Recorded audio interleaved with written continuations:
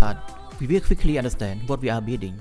This project is a modern music dashboard with a slide bar, hero banner, playlist section, and music player.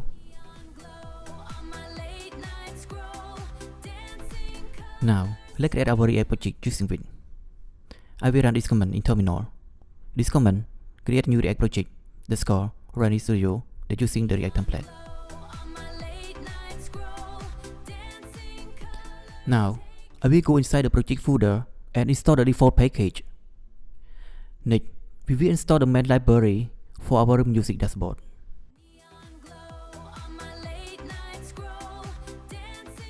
We use React Router for page navigation.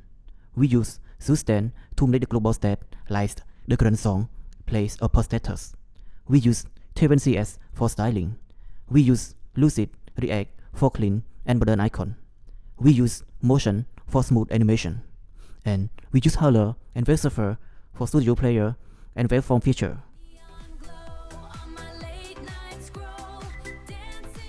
Now, everything is installed.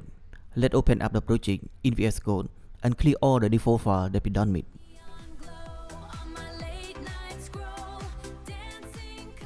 We will delete the React logos and basic styles to give us a completely clean slate. Inside the SRC folder, we will create a few folders to organize our code. The asset folders for images, icons, demos, and audio files. The components folder is for the usable UI parts like button, cards, slide bar, and player controllers.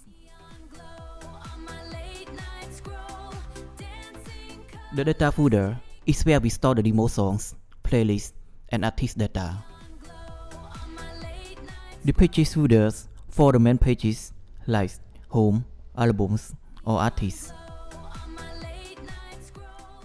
The store folder is for the global state management using sustain.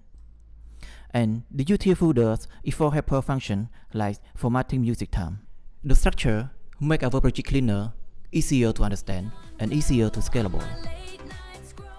We will use component-based architecture to split the UI into the small, reusable pieces like a playlist card. This code creates a React component called playlist card.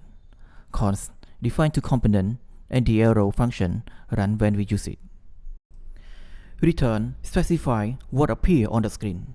The div is a container that displays the playlist card. Finally, export default allows us to import and use this component in the other file. The second pattern is data-driven UI. This means we separate our data from our design. Instead of writing playlist name directly inside the HTML, we store the data inside the JavaScript file. For example, here we have playlist JavaScript. This code creates a data list. It has two items, chillvibes and nice. Each item has an ID and name. We export the data so we can use it in other file. Now, I will run npm run to start the project. Then, I will open the local URL in the browser. Great, our React project is now running successfully. Catch you in the next video. Peace out.